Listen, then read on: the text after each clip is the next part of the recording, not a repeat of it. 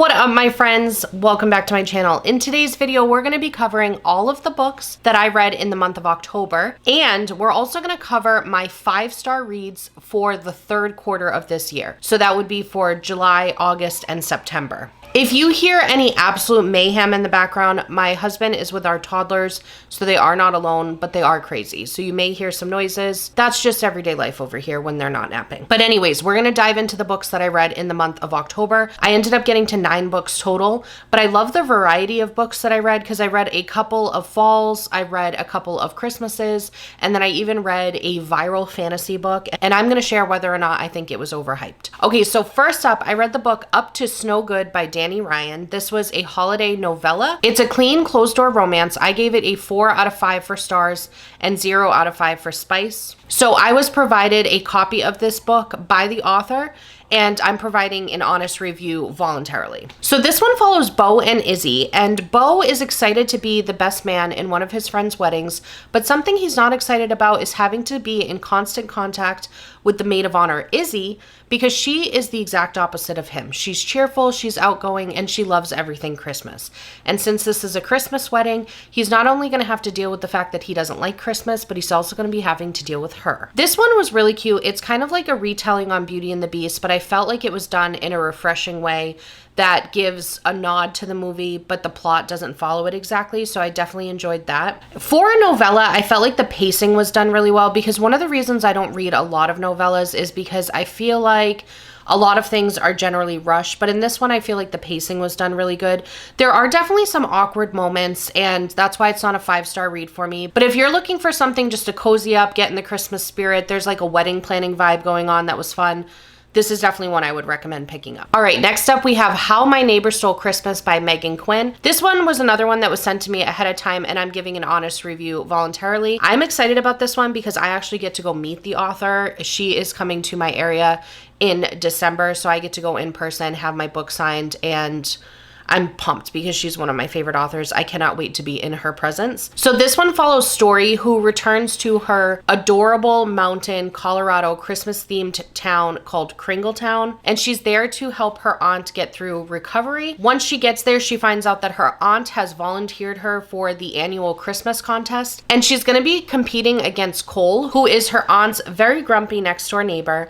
They used to be friends when they were younger, but Cole seems to hold some type of animosity towards her, and she's not exactly sure where it comes from. What I loved about this book in particular is I feel like a lot of times, especially with holiday romances, but romances in general, is the book has steam all the way up until like the 75% mark, and then it starts to drop off. With this one, the book goes the entire time. It does not stop whatsoever. I was also cackling the entire book. Meghan Quinn, if you're looking for true romantic comedy, where you will laugh and you just want some chaotic, crazy energy, pick up a Meghan Quinn book. This one was one of my favorites from her. I gave it a 4.5 out of 5 on stars, 2 out of 5 on spice. I really enjoyed this one. I loved the Christmas competition that was happening. I also loved how there were cheesy moments, but it's like she leans into them, because it's like, how else do you do a Christmas romance book without cheese? But she like makes it like almost like she's making fun of the cheesy moments at the same time. I don't know how to explain it. Overall, if you're looking for a funny Christmas book and you're okay with spice, I would 100% recommend picking up this book. Okay, I swear this isn't going to happen every time, but this is another book that the author sent to me ahead of time. I must have just signed up for several right in a row. I didn't realize that they were all back to back like this, but I've mentioned it in previous videos. Even if I receive a book from an author, my integrity is my #1 priority, so receiving a digital copy of something is not going to make me change my review in any way. I will still always be honest. This one was called Worth the Fall by J. Sterling. This one I gave a 4 out of 5 on stars and 1 out of 5 on spice. This one follows Brooklyn, who recently just left her marriage because she felt like she was being taken for granted, and she's also stepping into a new role that she is so excited about because it's a position that's coveted by many people, but the only problem is her boss is incredibly grouchy and seems to have it out for her. What I really loved about this book is it is very charming. It's got those small town vibes. It's set in like a hotel type atmosphere in a mountain town. There was a little bit of kind of girl boss vibes happening with the main character, which is one of my favorite like side tropes. I love when there's some type of female empowerment happening where they're like in the boardroom making decisions, that type of vibe. And I felt like there was touches of that here. There was also just hints of drama from the past. And I liked how it was handled because it didn't make it like overly frustrating, but it gave an intriguing element to the book. There were definitely a couple of like cheesy moments that kind of held it back from being a full 5-star for me. And there were some times where I felt like the plot could have been dove into a little bit deeper. But one of the things that I absolutely loved about this book is I love romance books, okay? And I love it when a man has all the right things to say and just has this beautiful dialogue and is just sweeping you off your feet. But what I loved about this one is I felt like the conversations the men were having were actually realistic and they were stumbling through what they were trying to accomplish. And it was just refreshing to read because I just felt like it was incredibly realistic. I thought it was heartwarming in a way, and I think that helped with the character development because they really came from a place of not knowing what to do and then learned that communication can kind of help them out. And if you're looking to vibe out with like a small town mountain resort, this would definitely be one to pick up. All right, the next book that I picked up was The Fake Wedding Project by Pippa Grant, who is one of my favorite authors. This one I gave a 4 out of 5 on Stars and 1 out of 5 on Spice. So this one follows Amanda and Dane, and Amanda has made a huge mistake because she's trying to avoid taking over the family business. So she blurts out that she's engaged to Dane Silver, who is a member of the Silver family that her family has hated for generations. When she approaches Dane to let him know about her mistake and promise that she's going to fix it, he surprises her by saying that it may be beneficial for both of them to go through with the fake engagement. What I loved about this book is it's about a Christmas town, but it's set in the summer, although they do end up coming back during like actual Christmas time. But it was really cool because there was like Christmas vibes, but also summertime vibes. So I loved that mix up. I thought it was really refreshing. It's also got a little bit of like a Romeo and Juliet vibe happening. And there's kind of like a multi-generational mystery that's happening. It's not like a creepy mystery. It's more like juicy drama. So the entertainment factor was definitely high on this one. And Pippa Grant, the thing that I love about her most is she always makes me laugh. So I was laughing a lot in this book.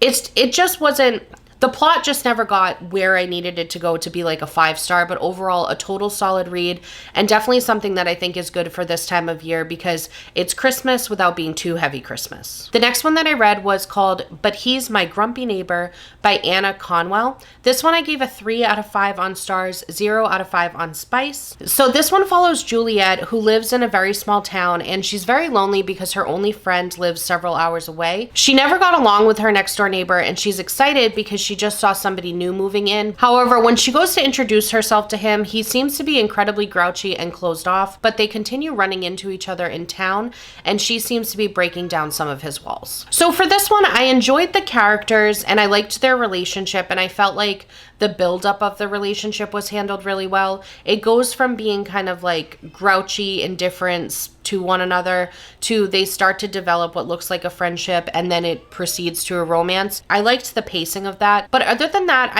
there was no plot happening in this book whatsoever. There was like hints of a plot, but no actual plot. And there was a lot of potential because the main male character used to be in like the CIA or something. I can't remember what it was. And then the main female character had a troubled past. And it's always like talked about, but then it's never actually, like nothing actually happens. There's no event revolving around either of those things. So I just thought that was kind of a missed opportunity. So can't say that I'd strongly recommend this one. If you're looking for something that's available on Kindle Unlimited, that's a closed door, clean romance, this may be one you'd want to look into. Okay, the next book that I am so excited to talk about, and I need you guys to go read because I need somebody else to talk about it, is Quicksilver by Callie Hart. This one is incredibly hyped and incredibly viral right now. I've been seeing it everywhere, and I don't know if it was just my algorithm forcing me to read something that it knew I should read, but I'm happy regardless. This one I gave a 4.5 out of 5 on Stars and 2 out of 5 on Spice. This one's a romantasy book. If you're like a high fantasy reader, this is probably going to be way beneath you. But I personally loved it because I'm more of like a fourth wing fantasy reader where I need like action packed. I like world building, but I need it to be something that I can follow without like jotting down notes and things. And that's what this book delivered. I'm probably not going to pronounce the name correctly, but this one follows Circe. I know the author even tells you how it's said at the beginning, but anyways, Circe, who is abruptly ripped from her human world and ends up in a Fae realm where she strikes up a deal with the powerful Kingfisher. Yes, his name is Kingfisher, who manipulates her into using her powers to try and help him accomplish his task. I loved this book from the very first page. A lot of times with fantasy books, it takes me several chapters to really get engaged and to understand what's going on. But the way this one was written, it was much more relatable and easy to jump into the story. I also just loved the characters. I loved the way they were written. They were almost not likable. And I don't know how to make that sound like it's not a negative, but it wasn't a negative. It was, they had almost like their guards up. And I think that the author did such a phenomenal job at like slowly bringing those guards down in a very realistic way. It felt very genuine in the story because there's a lot of turmoil happening for both of the main characters. So it made sense that they had their guards up. So I really, really appreciated that. There's also a lot of twists and turns in this book that I didn't expect. And the timing in which they get revealed, it just leans into the overall action feel of the book. I think it was written so well, and I love how it ends because it ends with an invitation to read the future books, but it's not on a frustrating cliffhanger. There's definitely answers that you're going to want to seek out, but if you decided to stop with book number 1, it's not going to frustrate you. I just could not recommend this book more. If you're into fantasy and you're okay with spice, please go pick this book up. All right, the next book that I read was called Christmas Land by Annie Marie Meyer. This one is a holiday romance and it's closed door clean, so 0 out of 5 on spice. I gave it 3 out of 5 on stars. So this one follows Beatrice, whose best friend Amelia has just won an all-inclusive stay at a Christmas town in Vermont. And Amelia has convinced her to come and she's not that excited about it. But once she gets there, it seems like the town is determined to get her to fall in love with them. So this one just was not a love for me. There's definitely festive vibes happening. They're staying in a really cute Christmas themed inn in a Christmas themed town. I thought that part was really charming, but I felt like the characters were so juvenile, just very immature. I felt like the author was kind of jumping around when it came to tropes, like trying to figure out which one was going to work the best. I don't know, just for me, it just was not a love and not one that I would strongly recommend. All right, the next book that I read was called A Festive Feud by Maren Moore. This one is a holiday spicy romance. I gave it a 4 out of 5 on stars and 2 out of 5 on spice. And this one is actually a novella that follows Jackson and Emma, and their families have been feuding for decades over their annual Christmas parties, and the town is fed up with them. So when they have an altercation, it leads the sheriff to require them to throw a joint Christmas party that the entire town can benefit from, and if they don't, they're gonna face legal consequences. This is another one that has almost like a Romeo and Juliet type vibe to it, which I really enjoyed. It's very straightforward. There's not like a lot of angst or anything. I felt like the communication was really good. But there were 2 things that held it back from being a 5-star for me. 1, I am one of those that one of my pet peeves in books is the overuse of a nickname. I literally searched it in this book and they used the nickname 65 times. And the book is less than 200 pages. So that means that the nickname is presented in 1 of every 3 pages of this book, and it was just way too much for me. The other thing that I felt like is it starts off almost as like an enemies to lovers and then quickly escalates to almost like a one-night stand or like friends with benefits type vibe. And I didn't love that. I wish that they had taken a little bit more time to stretch out the tension with the enemies to lovers. If you're looking for a steamy and entertaining holiday novella, you want something quick and easy to pick up, this one is available on Kindle Unlimited and I really enjoyed it. All right, and then the last book that I read in the month of October was called A Not So Fictional Fall by Savannah Scott. This one I gave a 3.25 out of 5 on stars and 0 out of 5 on spice. It is a closed door romance with no spice whatsoever. In addition to my children in the background, you may also hear my cat. I locked her out of the room so she wouldn't be meowing directly into the camera, but she's loud enough that it's coming through the door, so I apologize. So this one follows Tasha, who has been a longtime fan of a best-selling author, and she's very excited because she is attending a meet and greet where her and all of her Bookstagram besties are going to get to meet the author. Once she gets there, she's shocked to find out that the author she thought was female is actually a male who had been using a pen name. So when she meets the author, she ends up stumbling through the entire thing and fears she's made a horrible first impression.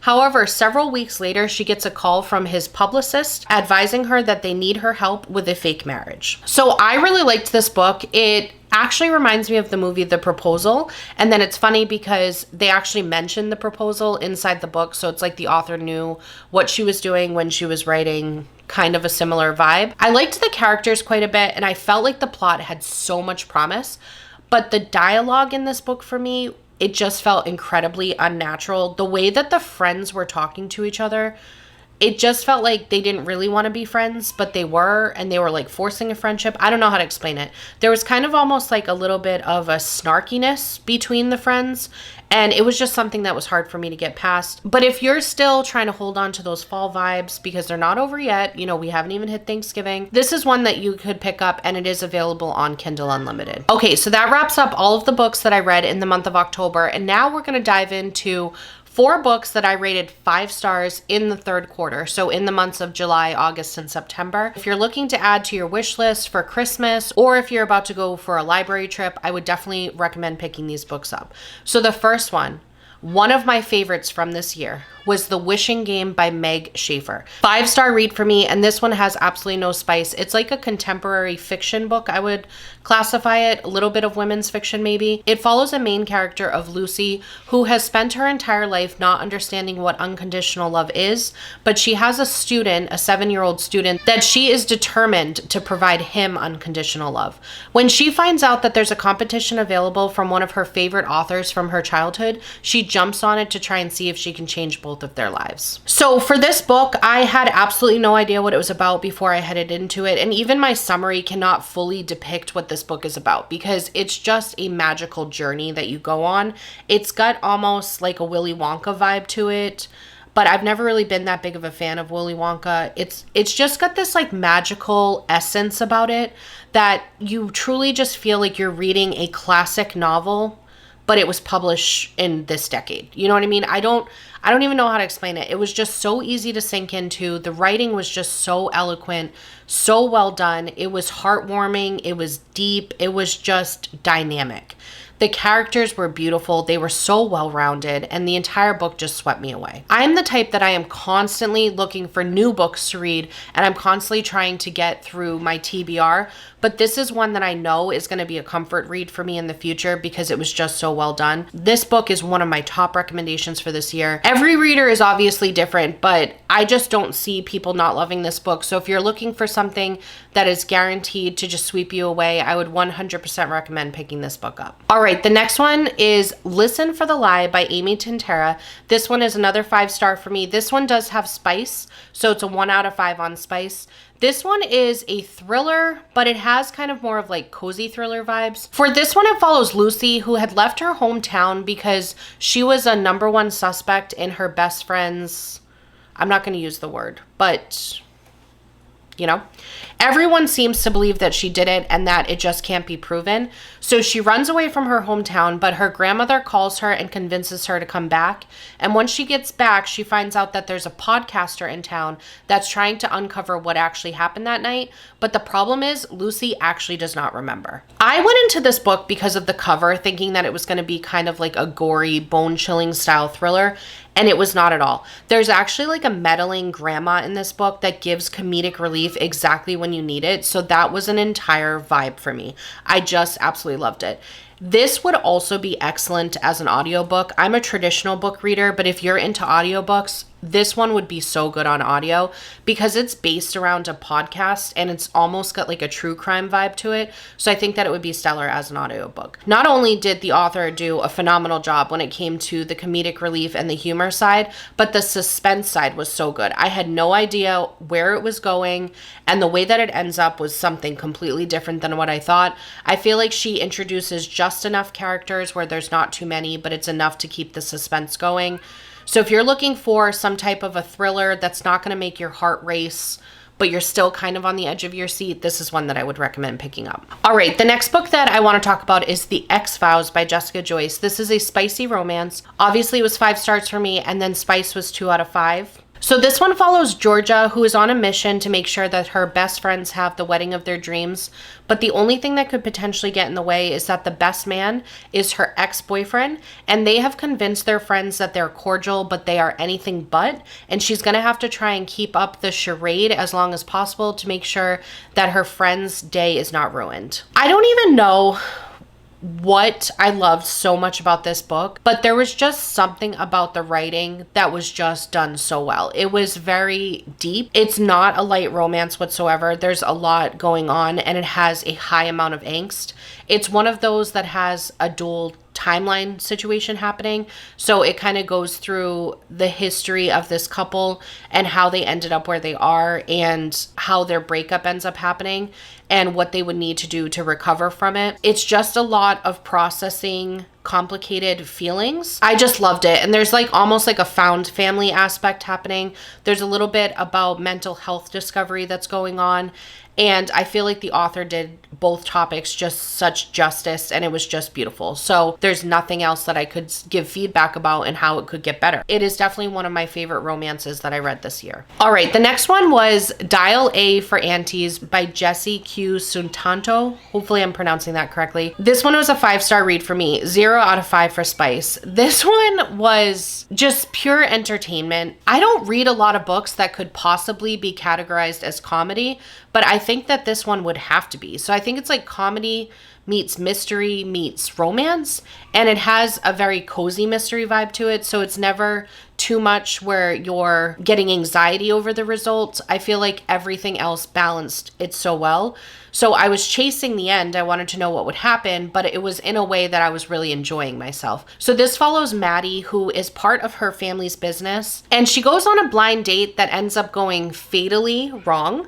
And she turns to her mom and her aunties to try and come up with a solution to figure out how they can cover up what happened. The problem is her family business is also in the middle of trying to execute a wedding for a very important client. And when they get there, she actually has somebody from her past that she never wanted her family to know about approach her, and that complicates everything even more. So I loved Vera Wong's Unsolicited Guide to, and I don't think I can say the word, by the same author, so much. It was a 5-star read and one of my favorites from 2023, I think. Pretty sure I read it in 2023. I loved this one almost just as much. Vera Wong maybe like a little bit more. I think it's because I lived in Hawaii for 13 years and there was that beautiful Asian community with the meddling aunties, and that vibe is going on in this book. It just reminds me of Hawaii. I just got to experience it firsthand, and so reading it just feels very comforting to me. But what I loved the most about this book is that the main character, Maddie, she's trying to fit herself into a modern world while still honoring her traditions and her culture. And I feel like the author balances it so beautifully, where she's poking fun a little bit, but still being incredibly respectful to the people that came before this character, if that makes any sense. That's why I'm not an author myself. I don't know how to eloquently describe that, but I just felt like it was the perfect blending of like modern and tradition, and it was just done in such a fun way. This book was just chaotic entertainment. It would be the perfect palate cleanser. So if you've been reading like heavier books, maybe you just read a really involved fantasy or something and you just need something to entertain you, I would definitely recommend this book. Okay, so that wraps up all the books that I read in the month of October and my 5-star reads for the third quarter of this year. If you have read something recently that has been an absolute 5-star for you, please leave it in the comments below, because I am on the hunt. I haven't had a 5-star read since September, so I really need to change that in November. I would love to find a really good book that I can finish out this year with. So if you have any recommendations, please share it down below. If you're looking for more book content, I also have a book Instagram, a bookstagram if you will. It's at Kate Chapters. And on there, I frequently share book reviews as well as different lists. Like I'll put together my favorite football romances, my favorite scorching angst romances, my favorite books that are set in a specific state. Be sure to check me out there. It is always linked in the description. I hope I delivered whatever you needed when you clicked on that thumbnail. I hope you're walking away with at least one good book that you could go pick up, and I hope you have a magical day. Bye.